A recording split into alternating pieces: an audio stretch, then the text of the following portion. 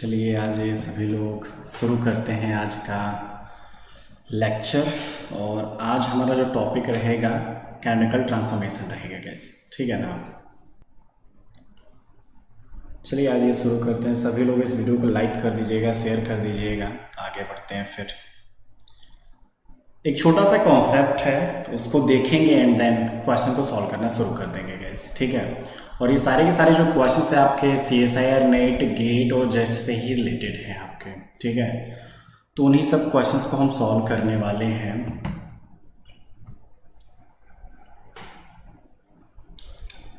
Hello, good evening. शुरू करें आज ये सभी लोग।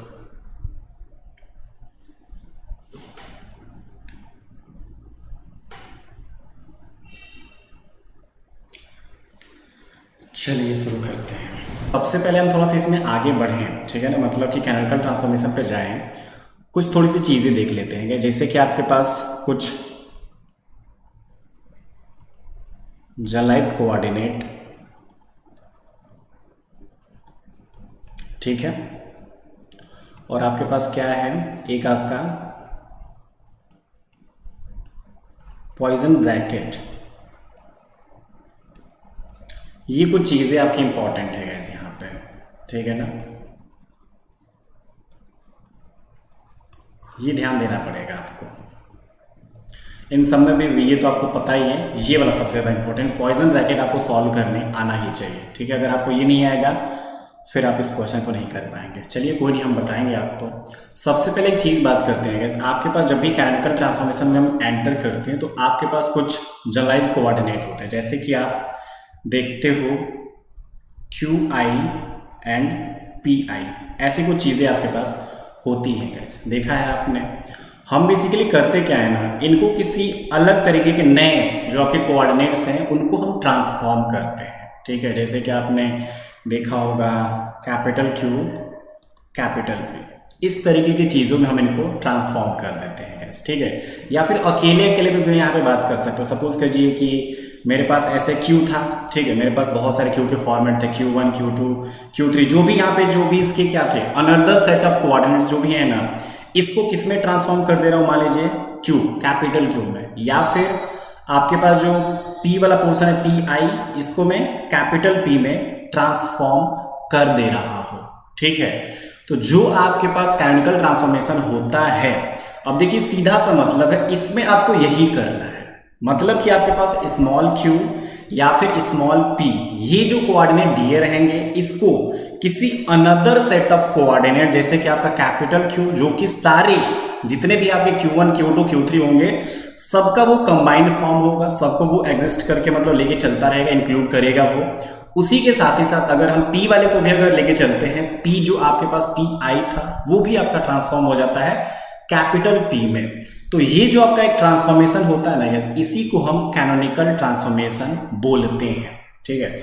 अब ये जो कैनोनिकल ट्रांसफॉर्मेशन होता है इसको हम 3 नाम से जानते हैं। कैनोनिकल ट्रांसफॉर्मेशन आपका एक होता है पहला, इसको हम पहला नाम कौन सा देते हैं, तो आपका हो जाता है पॉइंट ट्रांसफॉर्मेशन, ठीक है। उसके अलावा एक और इसका नाम होता है, वो है आपका कॉन्टैक्ट ट्रांसफॉर्मेशन, ठीक है। ध्यान रखिएगा, कैनोनिकल ट्रांसफॉर्मेशन ही बस नहीं लिखा जाएगा वहां पे आपके पास पॉइंट ट्रांसफॉर्मेशन भी लिखा जा सकता है या फिर कॉन्टैक्ट ट्रांसफॉर्मेशन भी लिखा जा सकता है। और ये जो ट्रांसफॉर्मेशन होता है इसमें हम QP की जो स्मॉल वाले कोऑर्डिनेट्स, इनको हम अनदर सेट ऑफ कोऑर्डिनेट जो कि कैपिटल Q कैपिटल P में, इसको हम ट्रांसफॉर्म करते हैं। दैट्स इट, हो गया आपका केमिकल ट्रांसफॉर्मेशन का डेफिनेशन, ठीक है। ध्यान से आप इसको याद रखिएगा, अपने दिमाग में रखिएगा एक चीज को। अब यहाँ पे कुछ चीजें हैं, जैसे कि हमें सबसे पहले तो अब यार पॉइजन ब्रैकेट आना चाहिए, तभी तो आप अपने उस कंडीशन पे जा सकते हैं।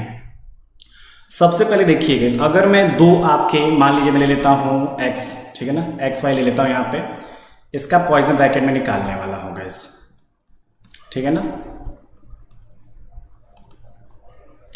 तो मैं यहाँ पे x y, और आपको पता होना चाहिए कि हमारे पास जो x y है, कुछ भी आप किसी भी चीज का अगर आप पॉइजन ब्रैकेट निकाल लो, किसके रिस्पेक्ट में चलते हैं सारी की सारी चीजें, QI PI, ठीक है।